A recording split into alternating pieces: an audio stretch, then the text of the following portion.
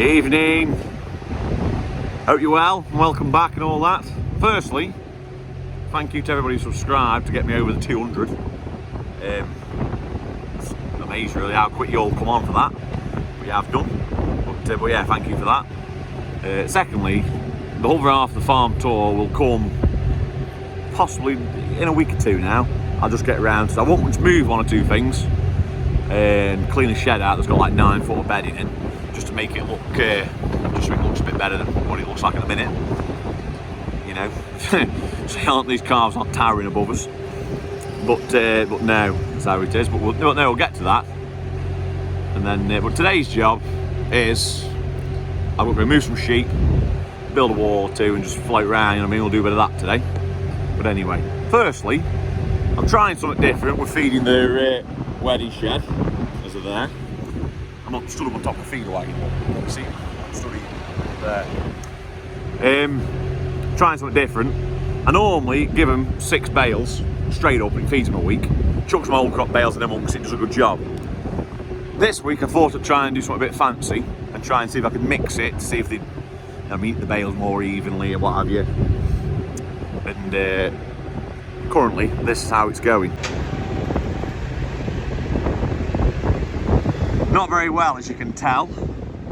I don't think the bales helped, because like that there it's like old meadow grass, baled out of the down there, baled out of a coon baler.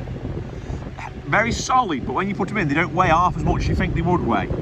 But it's like very sort of first of like late August made first cut, a bit sort of poor raggedy stuff.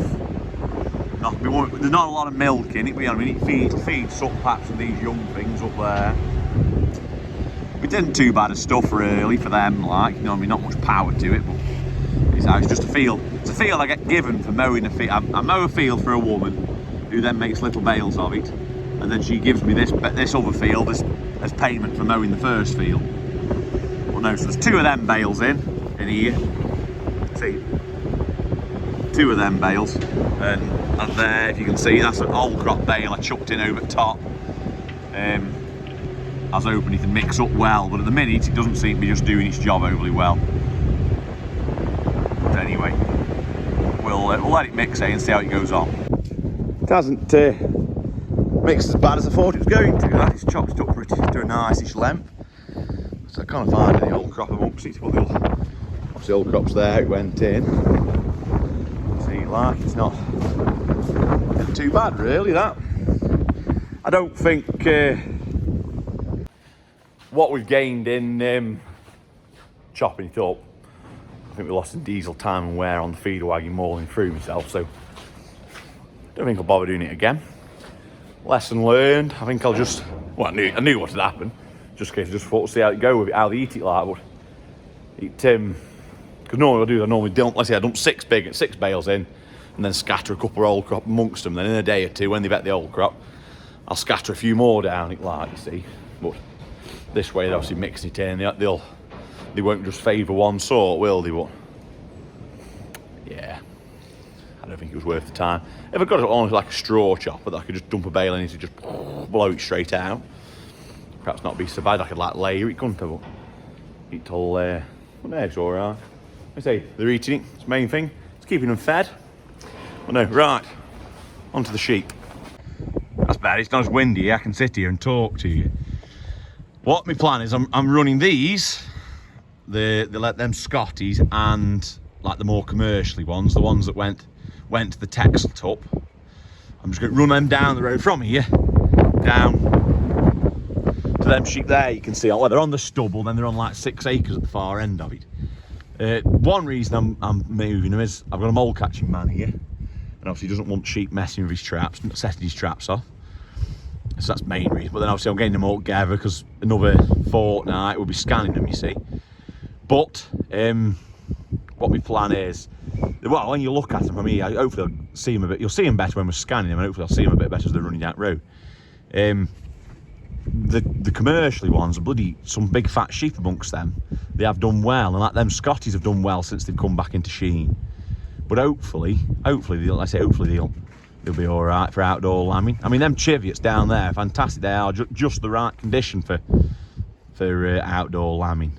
And like these Scotties will not be too bad, but them other ones are just a touch on the fat side. But but then saying that, the Texel tup that went to them 40 odd at home, that one that jumped out the back at Van, if you remember, that had it did something to his back end, so he only took for about 30 days. The last 5 days he didn't tuck for of the 2 weeks of the 2 cycles. But if his ewes are empty, if any of his ewes are empty, they could be like 100, 120 pound killing ewes, because obviously ewes are making good money. But no, I'll get these, I'll get them out and I'll get them run down this road.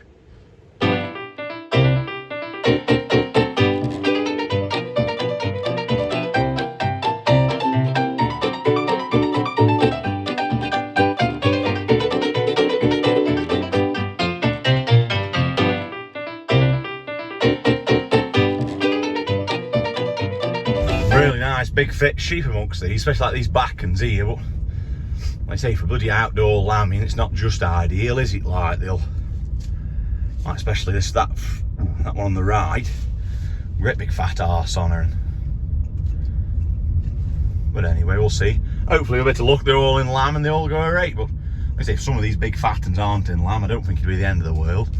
The amount of money that they'll draw as killing ewes, they'll do well. No, right, they're all across there now. Chivets the lot, and we'll see.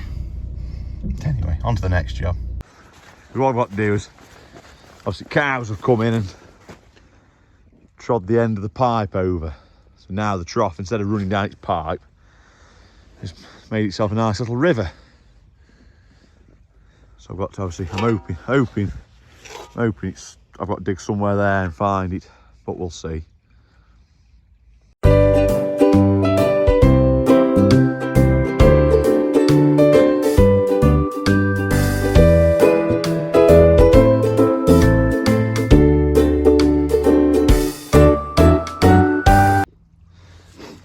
Well, I was hoping that nice bit of garden paving stone would be the cap to where the water went, but I don't think it is. Look, I can't make mine up whether it's just flowing there because I've dug an hole or whether it's running there. I got this idea that it, because it's coming out underneath that stone, it'll disappear here, but that doesn't seem to be the case. But anyway, we best get digging again.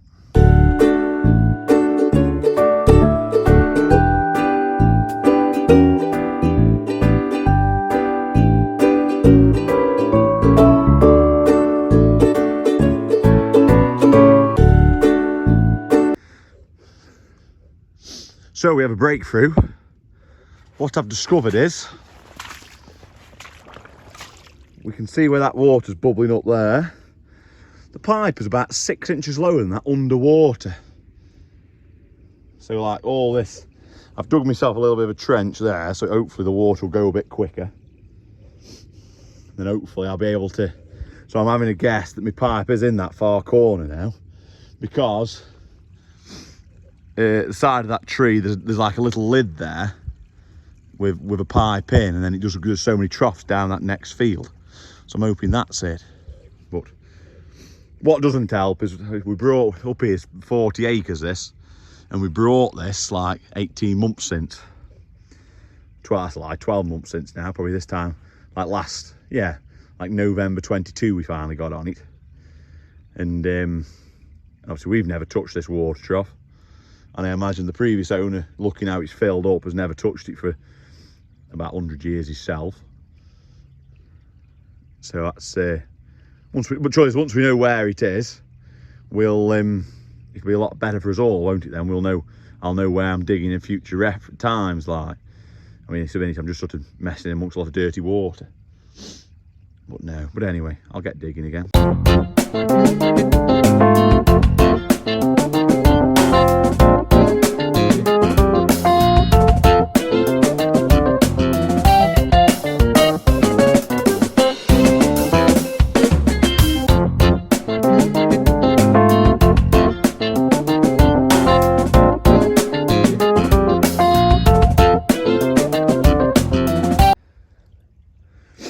there you go. We have takeoff. Somewhere in there. There. There's a clay pipe, look. So I don't know what it's hooked onto at the far end. Look, there's a bit of clay. Somewhere down there, there's a clay pipe that's taking this water. So we've left the trough, come down to here, because here there's 2 flat stones. And there was a clay pipe in there, just when I was there, and a bit of plastic pipe. Now hopefully, if I balance, oh, that was nearly had you gone. You see now, hold on. Can I put my hand in and find that bit of pipe? There's that bit of clay pipe. I pull that out like that. I wonder, because the water's coming downhill. So I wonder if I pull that out. Oh, that's clear. But that's half your problem, look. There's a tree root there. So hopefully now, with a bit of luck, if I, hold on, let me put you. So I've located, I follow the water down to where I think it comes. Obviously it's coming in there. You can tell that. And obviously the one bit of pipe's got that bit of root in. So that's obviously blocking that, obviously, off that big tree there into off that thorn bush. Now I'm hoping now runs into a trough down by that clump. So if we head down there, I'm hoping I might be able to, if I unblock it there, will this allow it to gush through? Because obviously it isn't running as fast as it could do from there. But I know there's a lot of field between here and there where it could be blocked. But I'm hoping if I go to that trough and just clear that trough, it'll allow it all through better then. Well, there's something amiss, because that trough's got no flow at all into it. And I'm hoping it flows out in that back corner. So we'll have to go to where up here now, see if this trough here is flowing. I'm certain that's flowing this summer. We'll have a look, see if it's flowing here.